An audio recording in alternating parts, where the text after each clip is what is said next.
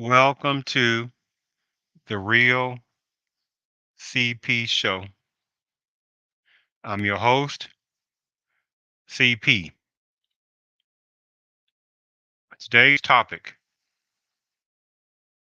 Memorial Day and American Blacks, the minimized story. Again, today's topic: Memorial Day and American Blacks, the minimized story. See, just like similar to July the 4th of every year, July the 4th is that time of every year where it's that celebration of the power of determination and sovereignty of personnel within the country or the powers to make sure it is continuously propagandized to say, look, the states formed to become the United States of America to push off the oppressive regime that was trying to sit there and control the various types of states, right? And what usually overall every year is missing is the contributions of the American blacks, veterans in the American Revolutionary War. Right? Every year it's the same thing. Overall, the overall demonicness of minimization of the blacks, veterans in the American Revolutionary War that helped the United States become that sovereign country. And today, Memorial Day, very somber of remembrance of the veterans of before in various wars and conflicts that have lost their lives helping to fight for the country, right? To never forget their sacrifices of those fallen veterans who made again those sacrifices for this country and to never forget them. The additional part to that is where is a type of insultingness because each year as well on Memorial Day, the American blacks in overall way of the many, many, many, many veterans of American black heritage that have fought in every single basically war and every conflict before many other cultures, ethnicities, alternative lifestyle categories that wouldn't even exist in no alphabetical form of non-existence at all in the Civil War. Certainly not the American Revolutionary War, not the Spanish War, not World War One, not World War Two, etc. No immigration status groups, right? No type of border breaking legal immigration personnel. None of that stuff would have been going on in any type of nothingness relating to uh, serving the country, as of no comparison to the American blacks.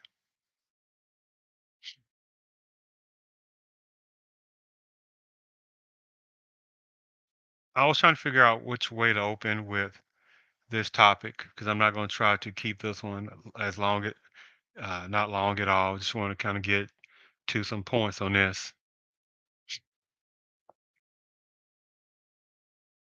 Let me play you something before I go ahead and before I start and getting to the points of this topic. Okay.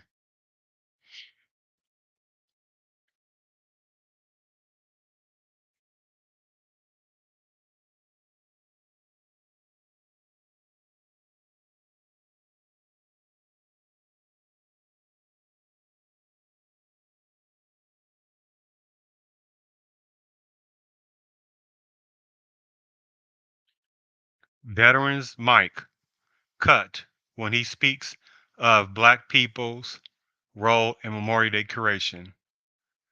Let me repeat that again, as you see already on your screen. Veterans Day of Veterans Mike. Let me play that again.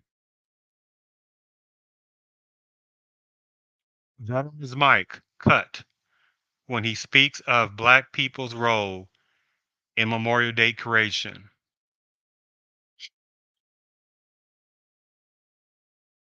The event organizer turned down sound for part of the speech. Speaker says he was censored by this particular American Legion post.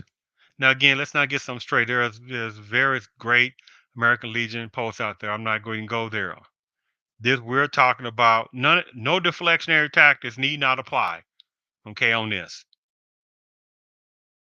right? We're talking about this particular American Legion on this particular section at this particular moment for this insulting this version. Let me just read you. Let me just read you some things on this. Okay, they talked about how what at first I'm reading this from this article. I'm just gonna read pieces of it. What at first blush appeared to be a short audio malfunction at Monday's Memorial Day ceremony in Markley Cemetery turned out to be anything but. Now this is last year, if I remember, a year beforehand to 2021 Memorial Day, 2020. So just last year or the year before. Just keep that in mind.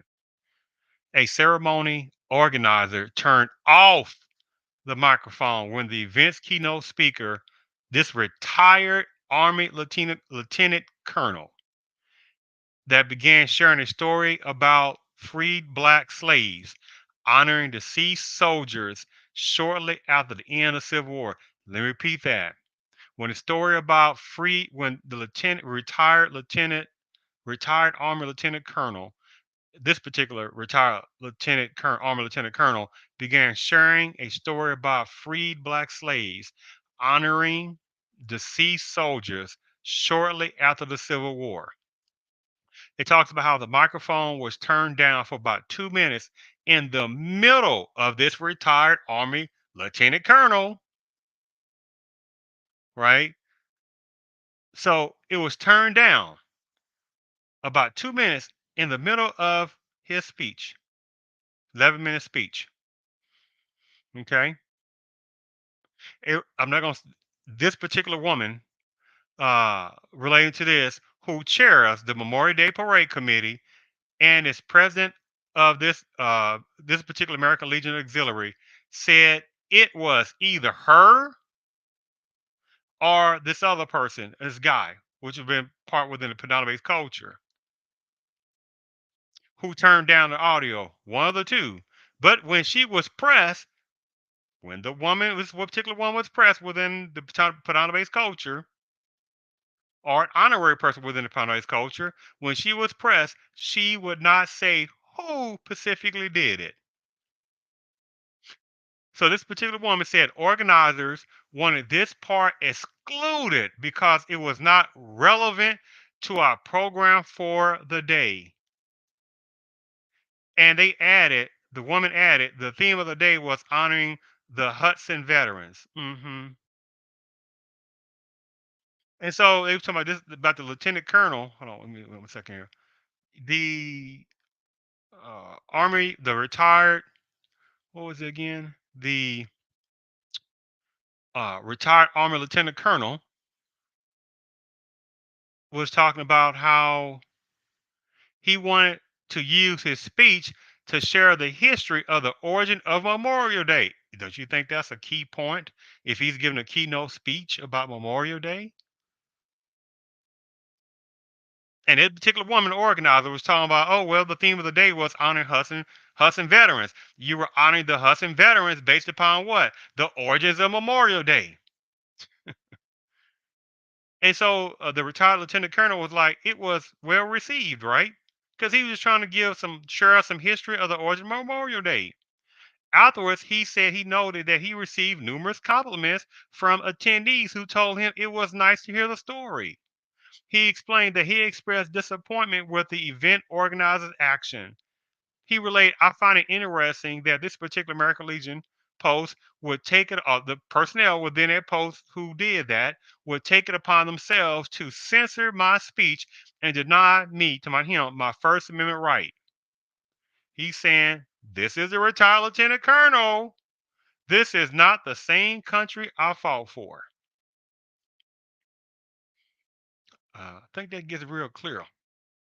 Now, this was a male from within a Padana-based culture who was invited to be a keynote speaker for that at that American Legion Pacific Post about the Hudson veterans to share the origins of Memorial Day from what they have read. But the minute they start talking about uh, black, then it was like, oh wait a minute, no, no, no, no, can't we can't do that. Nope, nope, nope. You no, no, no. You can't do no, no, no. Can't do that, right? Because that's what happened, right? No, you can't. You, you can't be doing that kind of point. No, no. And that is the disgustingness. What happened? And it was something I was want to read about that too. There was something else I want to read in that article. Okay, about 3 days before the ceremony, the retired lieutenant colonel said he was emailed by an event organizer, whom he decided not to name, asking him to remove a part of his speech dealing with Black Americans' role in an early Memorial Day type of ceremony. The retired lieutenant colonel basically declined to share why the organizer asked him to remove this part. And of course, he knew why, but said he asked the organizer to specify what portions they wanted to have excluded.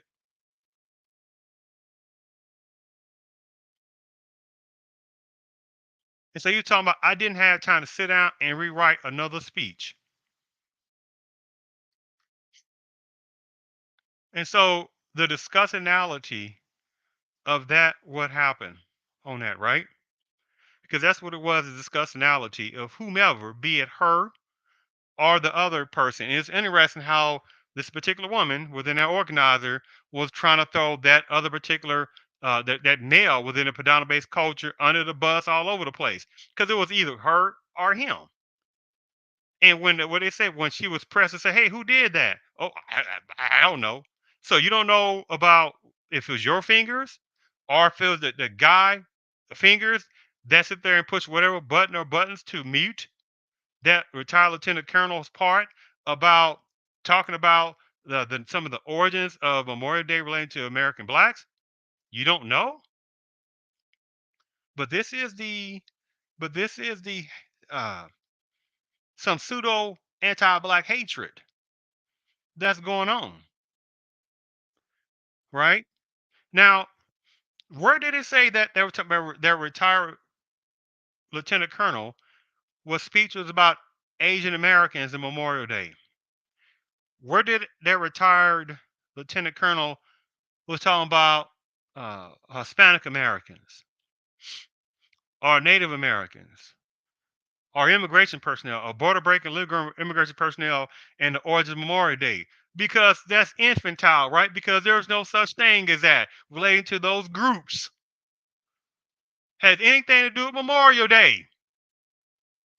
But how many sections within those groups uh, are allowed to slide within the people of color and minority color switchery? And unfortunately, not enough of sections within those groups are not checkmated. I'm not talking about the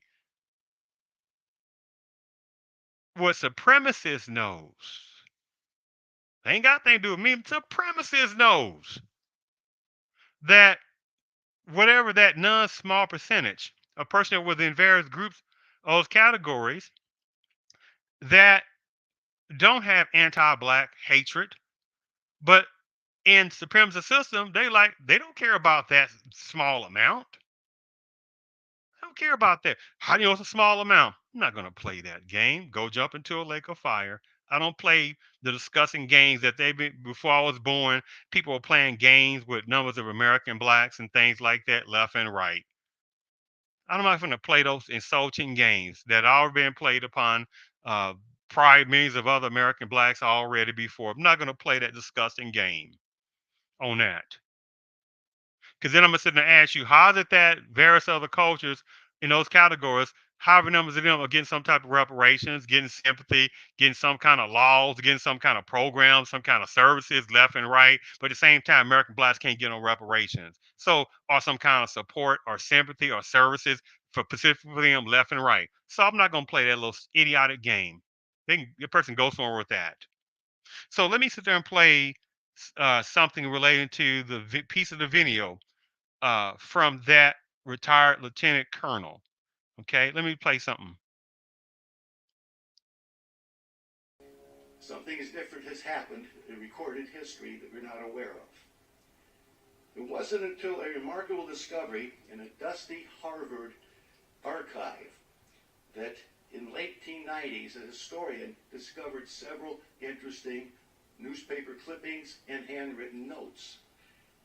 Memorial Day was first commemorated by an organized group of black freed slaves less than a month after the Confederacy surrendered. Recent years, the origins of how and where Decoration Day began has sparked lively debate amongst historians. However, Yale historian David Blight, asserting the holiday is rooted in a moving ceremony, was conducted by freed slaves on May 1st, 1865, at the tattered remains of Confederate prisoner of war camp. It was a Charleston, Washington racecourse and jockey club, today known as Hampton Park. The ceremony is believed to have included a parade of as many as 10,000 people, including 3,000 African American school children singing the Union marching song, John Brown's Body. They were carrying armfuls of flowers and went to decorate the graves. Interesting that there would be a tie back to Hudson with that song of John Brown. Most importantly, whether Charleston's Decoration Day was the first is attended by Charleston's black community. Mm-mm. Let me play that one last time. Let me play it one last time. Something as different has happened in recorded history that we're not aware of. It wasn't until a remarkable discovery in a dusty Harvard archive that in late 1890s a historian discovered several interesting newspaper clippings and handwritten notes. Memorial Day was first commemorated by an organized group of black freed slaves less than a month after the Confederacy surrendered. Recent years, the origins of how and where Decoration Day began has sparked lively debate amongst historians. However, Yale historian David Blight, asserting the holiday is rooted in a moving ceremony, was conducted by freed slaves on May 1st, 1865, at the tattered remains of Confederate prisoner of war camp. It was a Charleston, Washington racecourse and jockey club, today known as Hampton Park. The ceremony is believed to have included a parade of as many as 10,000 people, including 3,000 African American school children singing the Union marching song, John Brown's Body. They were carrying armfuls of flowers and went to decorate the graves. Interesting that there would be a tie back to Hudson with that song of John Brown. Most importantly, whether Charleston's Decoration Day was the first is attended by Charleston's black community.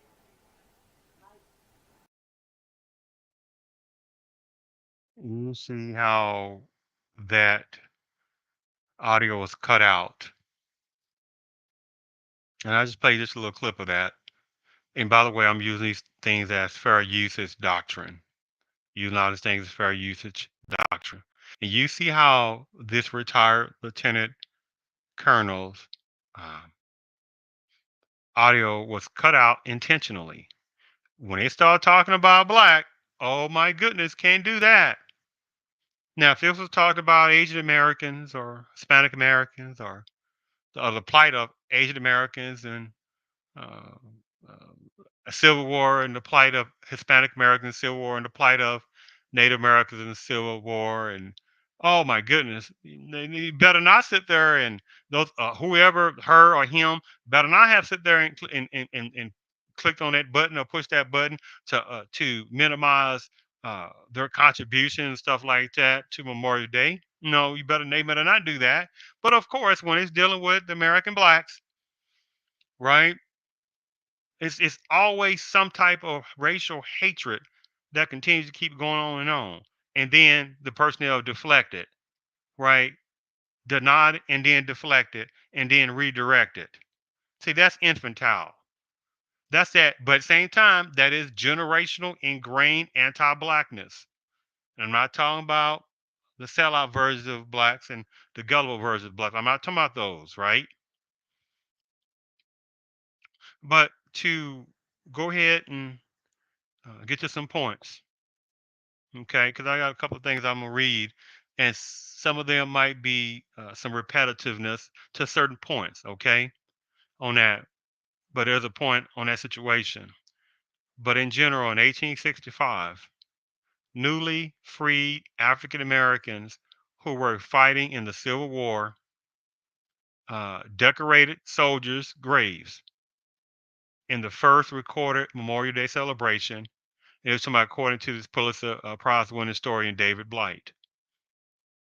At that point, it was called Decoration Day. Newly freed African Americans who fought in the Civil War decorated soldiers' graves on the first cited Memorial Day, basically around May the 1st of 1865. 1865, wait a minute now. That would have been before World War One. That would have been before World War Two. That would have been before the Korean War in the 50s. That would have been before the Vietnam War, which by percentage wise, just like the Korean War in World War II, World War One, the American blacks had more personnel serving than basically any other culture, ethnicity, and background, etc. in those combined wars. But at the same time, they want to sit there and try to call a number of American blacks unpatriotic. Do you see the infantileness of that, right? When American blacks, name me one other culture, ethnicity, heritage, turn lifestyle category, immigration status, border break, illegal immigration personnel. Show me one other culture that serves more Native Americans. Show me what other those different categories had more military people in the service than the American blacks. Huh? Show me again on that. Where is it at?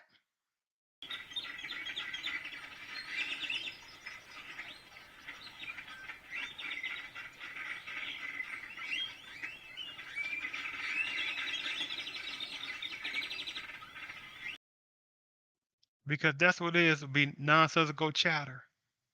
Because there's no such thing. So you're talking about this would the bravery of the American black military personnel for generations. And you got people that try to minimize that. Somebody kneels down.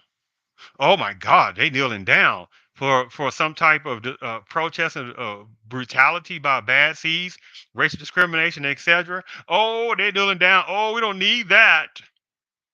Don't need that. Oh, that's anti-enforcement. Oh, no, no, that's anti-service. That's anti-military. That's disgusting game. It is demonic game, and they know it.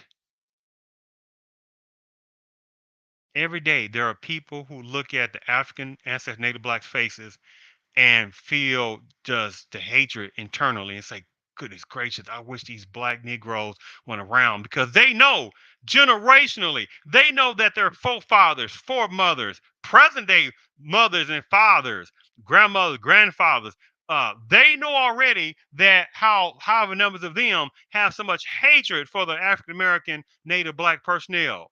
And and seeing the faces of American blacks just makes them feel so uncomfortable. CRT,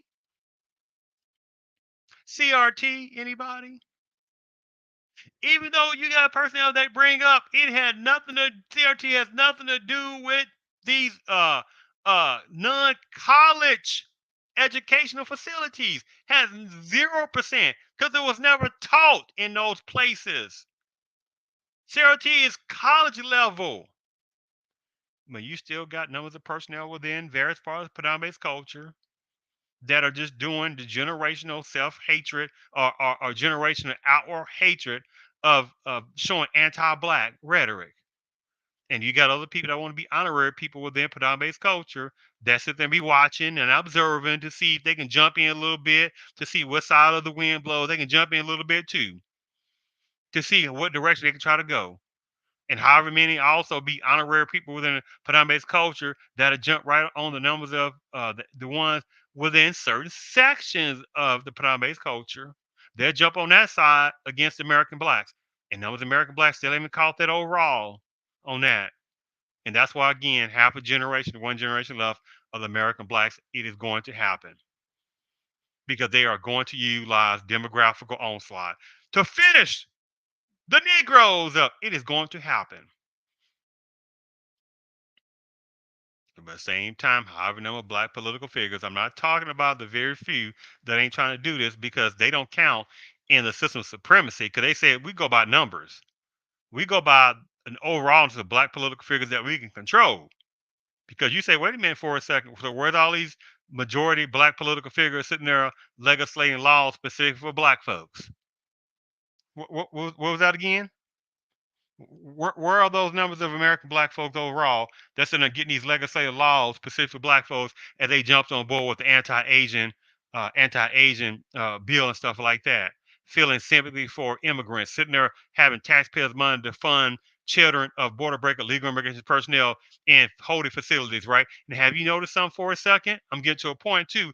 All those different kids that were unaccompanied, breaking border immigration laws, being used as pawns, right? While the mama and the daddy sits there and break border immigration laws left and right too, right?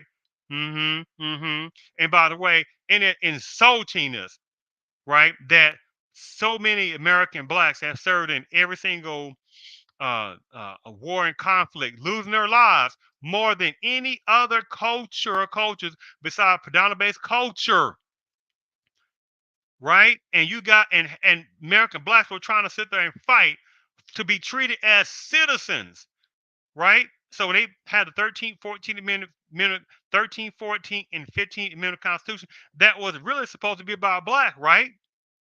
And now you know how they diluted that in general as well too, as they usually do, right? So you got amendments talking about, well, okay, well now, basically when that child or children was born, oh, they become basically citizens, right? At the same time, that was supposed to correct or supposed to be trying to correct at least, and that still was very general to for American black folks, say they had to become citizens, right? Even though they're already in the country, serving with distinction and bravery within the country, being productive, but still weren't treated as citizens. Still were not treated as citizens, and still overall were not citizens in this country. Because remember, 13th Amendment, right? 1865, around 1865, the 13th Amendment of the Constitution, 1865. Remember, black folks almost 100 years before that, you taught American Revolutionary War, were sitting there fighting for the American Revolutionary more than any other culture, background, ethnicity, alternative lifestyle category, immigration status, border break, and legal personnel. There is no comparison. But you got people sitting there having this child and that child and whatever it is, or had children already, and sitting there getting the benefit off of what black pain people have, American blacks have had to go struggle. And bam, that person had that child. Bam, the person had a child, and not even citizen, not legal, whatever it is. Bam, automatic citizenship, and go straight to where they need to go, get them free food stamps, get on that welfare, right? Get that free WIC and different things like that. See, I know the game very well on that. But Memorial Day, people want to minimize the American black greatness of the veterans that also lost their lives. Let me continue here for a second. So getting back to that, let me we go over those points right quick. In 1865, newly freed African Americans who were fighting in the Civil War decorated soldiers in the first recorded Memorial Day celebration, according to Pulitzer Prize winning historian David Blight. At that point, it was called Decoration Day. Newly freed African Americans who fought in the Civil War decorated soldiers' graves on the first cited Memorial Day on May 1st, 1865. By 1868, the Memorial Day celebration, under the direction of General John A. Logan, the president of a Union Army veterans group, was written into the historical record. He urged Americans to decorate the graves of fallen soldiers at Arlington Cemetery with flowers on May the 30th. Memorial Day became a national holiday around 1889. Okay, so let me read you a few more things from a couple of quick other articles, right quick, and I'll go ahead and finish off this um, uh, topic of today. Okay, so I will read snippets of reiteration from a couple of these other different articles. Uh, Titles called "The Overlooked Black History of Memorial Day." Okay, and again, I'm just going to read this in snippets that utilize this and some fair usage doctrine as well. It talks about how nowadays Memorial Day honors veterans of all wars, but its roots are in America's deadliest conflict, the Civil War. Basically around over 600,000 soldiers died, about two-thirds from diseases. It talks about how the work of honoring the dead began right away all over the country, and several American towns claim to be the birthplace of Memorial Day. It talks about how researchers have traced the earliest annual commemoration to women, which women, right? Who laid flowers on soldiers' graves in the Civil War hospital town of Columbus, Mississippi in April 1866. But historians like Pulitzer Prize winner David Blight has tried to raise awareness of freed slaves, black slaves, enslaved people, should I say, who decorated soldiers' graves a year earlier to make sure their story gets told too.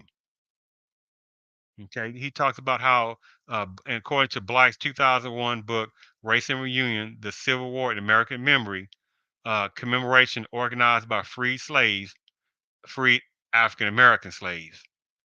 See, that thing, it's like that people of color stuff, right? No, I don't play that people of color, minority switch around multiculturalism. It wasn't multiculturalism. It was not people of color. It was not minorities that was in the Civil War. It was American blacks I think it was like 100, close to 180,000.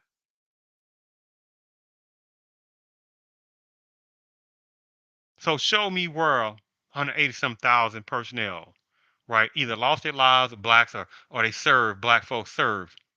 Show again where. Give me a second here. I will look at give me one second. I'll look at this. Here we go. 180,000, around 180,000 numbers of African American soldiers that served in the Civil War. And by the way, right quick, estimated percentage of, unfortunately, uh, uh, uh, um, should I say, African American lives that were lost, Union soldiers who were never identified. The estimated percentage of basically African American Union soldiers who were never identified, their life had been lost, close to 70%. Show me the numbers like that for Native Americans or what we call Hispanic Americans, what we call Asian Americans. What about border breaker legal emergency personnel? What about immigration status personnel? What about term lifestyle categories, which is no such thing in 1860 or 1865? And you got people that had a freaking nerve to sit there and show disrespect and anti-black hatred. And I'm talking about the ones, some of the cultures and backgrounds that have want to be honorary person within the Padres culture, who, if it wasn't for the African American Native Black people in this country for generations, many of them wouldn't even be allowed to come in this country. And that means also from numbers of personnel from the great ancient continent, right? That's still being recolonized by various other people. That goes also for various types of the beautiful, various types of other islands, right? And I'm not talking about the good ones. I'm talking about the ones that know who they are, that slide under the radar under black, but they know they ain't consider themselves black. They go by their geographical location. It's like an ancient continent of Africa. You can't sit there and compare somebody from northern part of countries or northern states within Africa and think they're gonna act and believe and talk the same way somebody in southern parts of Africa. And you sure better not try to compare some numbers of African personnel from a Western countries and say, oh well, because they're in African content, they're gonna be the same way as somebody from Eastern countries, African countries. Man, you probably get cussed out. So don't they be like, don't sit there and try to compare me. We have our own languages or pseudo language. We have our own culture, our own traditions, right? Various Caribbean personnel. Whoa, whoa. Well, we might be within a Caribbean island, intra Caribbean island naming, but we have our own traditions. We have our own beliefs. We have our own thoughts. Well, my name is not Caribbean, right? We are this uh, topography, geography of our name that's attached to this particular island. So dare not sit there and be trying to sit there and say, well, y'all from the Caribbean island. So what? Did it say, is each island called Caribbean 1, Caribbean 2, Caribbean 3? No, his own specifically name. But of course, the American blacks are just supposed to just say American, right? So when people come from different places, which I just named, right, they still are able to have their foundational cultural context. And to say the ones that become citizens, they're going to say, I'm just American in the story. If they tell you some of them are lying because they say, okay, you're American, but like, oh, you have family back home in parts of Africa or parts of the Caribbean. Well, you just forget about that? Of course not. But for some reason, the American black who has their own unique culture of greatness and magnificence are supposed to just dilute themselves in their history and get chaotic chaos. Should we say African American? Should we say American black? Should we say Afro American? So what? Some things should be logical sense on that. Look, if somebody said African American, you know hot darn well they are thinking logically. We talking about the American blacks. If I say American blacks, you're not talking about some other personnel from different other Americas places. You most people they're saying, look, we know we're talking. We say American black. He's talking about numbers of people that they'll say, well, we know they're talking about American blacks. That is that's it's kind of logic on that. If I say African ancestry native black, that's a little bit different. For because there are people who will say, wait a minute now. That's why I say African ancestry native black. Some people say, hey, well, yes, we're African ancestry. And you got a person that said, whoa, whoa, whoa, whoa.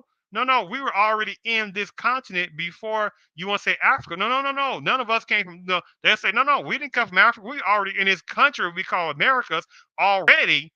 So we already here. And you got people however known with the black natives they know who they are. They say, no, no, no, no, don't try to do that. We're already here before what people want to call Native Americans. Different topic in itself. So, to finish reading what I was reading, can you give me one second? Let me go back. Let me go back. Let me go back to that article. Man, what did I do with that article? Oh, here we go. Yeah. What did I do with that article? Oh, yes. Sorry. Excuse me. So, according So back to it said, according to Black's 2001 book, I've just said the name, Race and Reunion, the Civil War in America Memory, commemoration organized by free slaves and some white missionaries took place on May the 1st, 1865 in Charleston, South Carolina, at a former planters racetrack where Confederates held captured Union soldiers during the last year of the war. At least 257 prisoners died, many of disease, and were buried in unmarked graves. So, what? Asians? Nope. Numbers of Hispanics? Nope. Numbers of Native Americans? Nope. How about some immigration status? Nope. Some border breaking legal immigration person? Nope. What about some alternative lifestyle category? Nope. It says so black residents of Charleston decided to give them a proper burial. So if someone says so black residents of Charleston, we don't know the difference between an African black or numbers of Caribbean black or somebody that might be from classified under the category of white in this country, but they're from another white from another country that goes to Africa and say they become have a legal status, are their parents that non-melanation produce a child or children and they come to America that they're African American. Do you see the ridiculous of that that continue to keep succeeding to millions of African and Native blacks and keep allowance to happen? So when they say so black residents of Charleston, we don't know which blacks they're talking about. So black residents of Charleston decided to give them a proper burial. In the approximate 10 days leading up to the event, roughly 2 dozen African American Charlestonians, something like that, reorganized the graves into rows and built a 10-foot tall white fence around them and an archway overhead spelled out martyrs of the race course in black letters. Talks about how about 10,000 people, mostly black residents, participated in the May 1st tribute. According to the coverage back then in the Charleston Daily Courier and the New York Tribune, starting at 9 a.m., about 3,000, what, Asian? Nope. Hispanics? Nope. Native Americans? Nope. Maybe some alphabet categories, alternative lifestyle categories? Nope. Immigration status? Nope. Border breaking illegal immigration personnel, school children? Nope. It said about 3,000 black school children paraded around the racetrack holding roses and singing the Union song of John Brown's body and were followed by adults representing aid societies for free black men and women.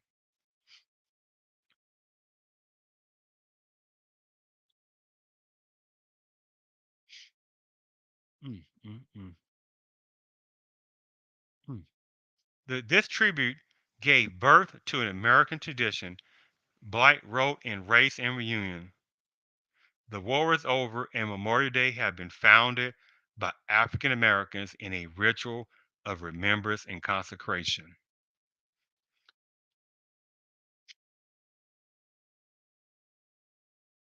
Mm, mm, mm. About 50 years after the Civil War ended, someone at the United Daughters of the Confederacy asked the Ladies of Memorial Association of Charleston to confirm that the May 1st, 1865 tribute occurred and received a reply from some person. I regret that I was unable to gather any official information in answer to this. So it's talking about whether this particular person actually knew about the tribute or not. Blight argues the exchange illustrates how white Charlestonians suppressed from memory this founding. I mean, it gets real clear on that. And that again was from the overlooked Black history of Memorial Day, right?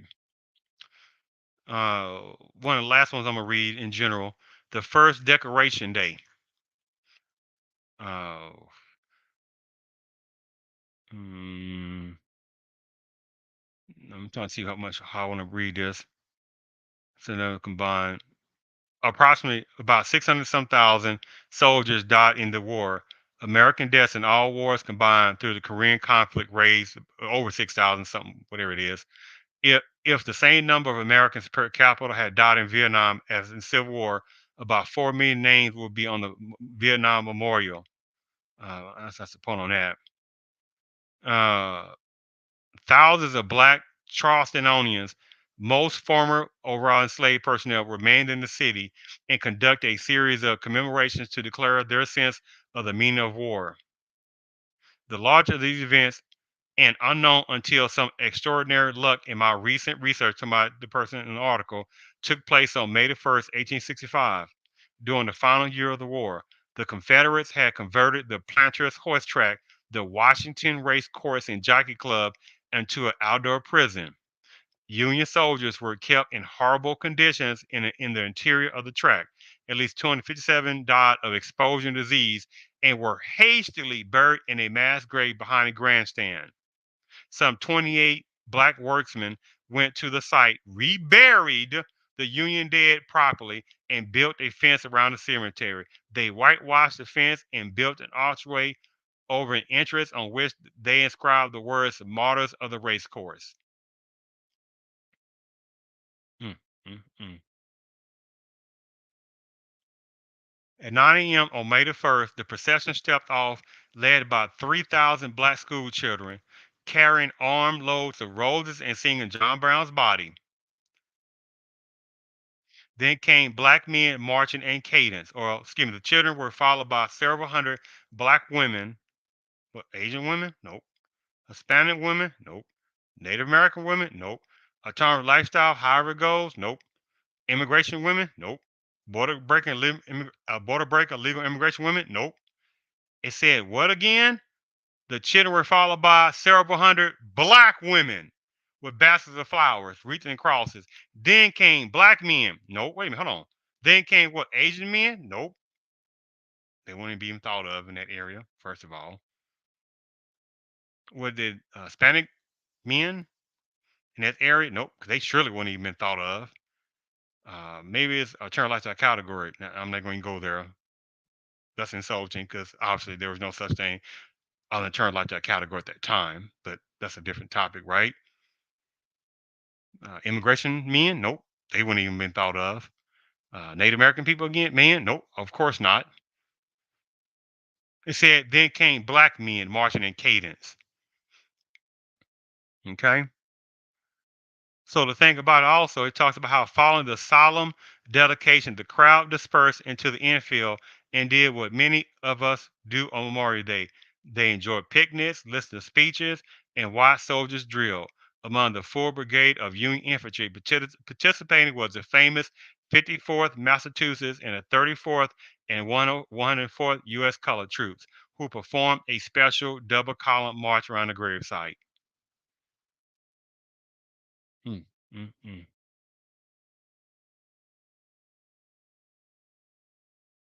I don't know. This is this should be so ridiculously obvious that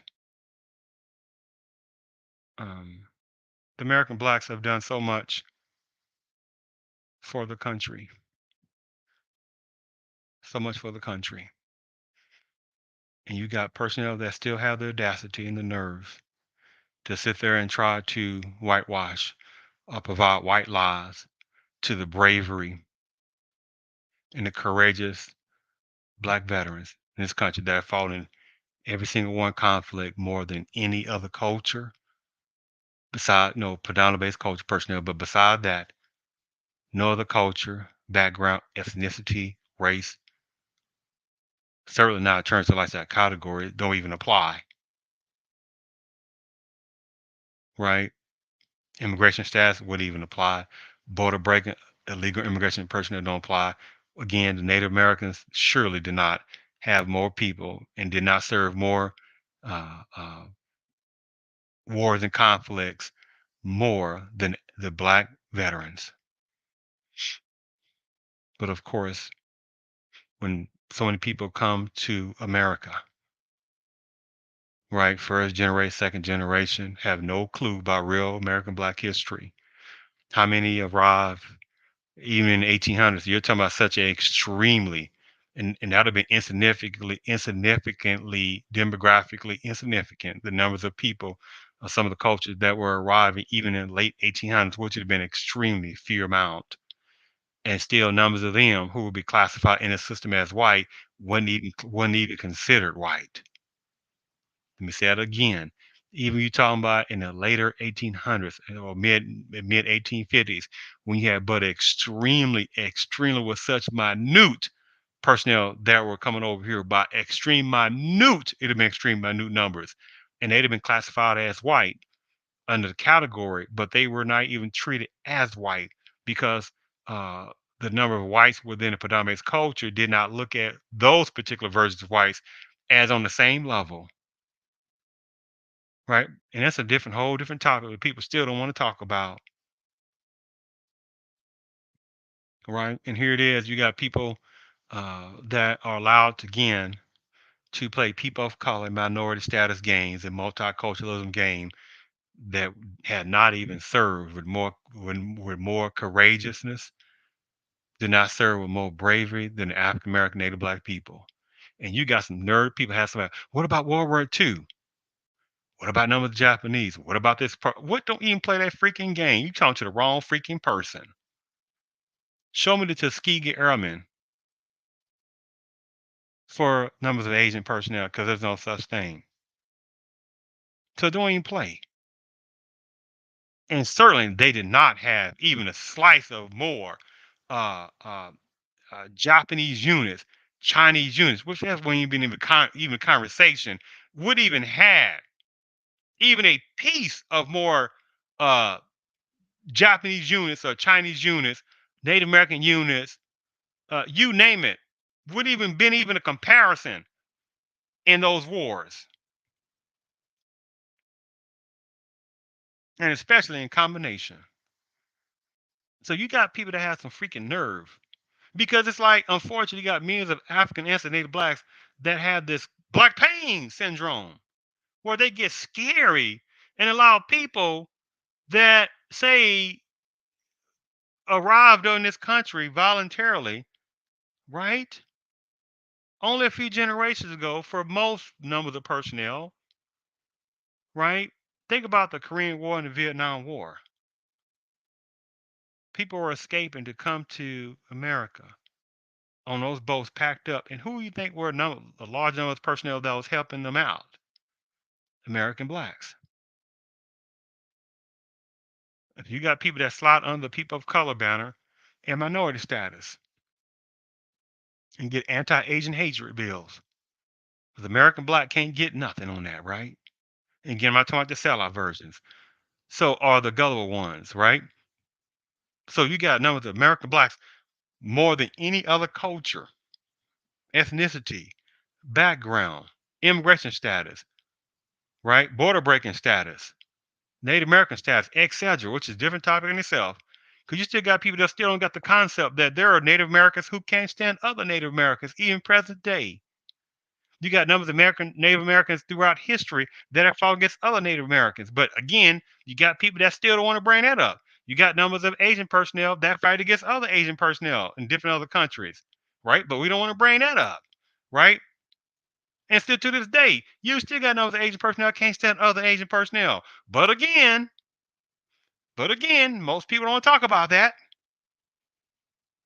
You got certain other people within predominant culture that don't like other people with predominant culture who may not be the American white version, might be from another white from another different other place, and might not like numbers of them, right? Because there's an intra-racial white caste system within that part. But you got people that still don't want to talk about that. But for some reason, the boogie culture that's become the most number one bully culture is American black. And it's like, how is it you like a millions of American blacks to continue to allow people just to do American blacks wrong? As if they just arrived over here 2 years ago, 5 years ago. And there is no culture in this country, ethnicity, background, immigration status, alternative lifestyle category that has the historical powerhouse to have went through what American blacks have went through, the achievements, the magnificence, and still have been and still not now been treated as not even been treated as real citizens, right? And still get no reparations. And here it is on Memorial Day, right? The most bravest, the most courageous people that have served with such distinction in the military, right? In every single war, in every single conflict. And you got people that still try to minimize that, who know they are. But the American black heroes, fallen veterans, you will not be forgotten. And it is appreciated your service. And you will not be forgotten. I thank you for tuning in to the Real CP Show.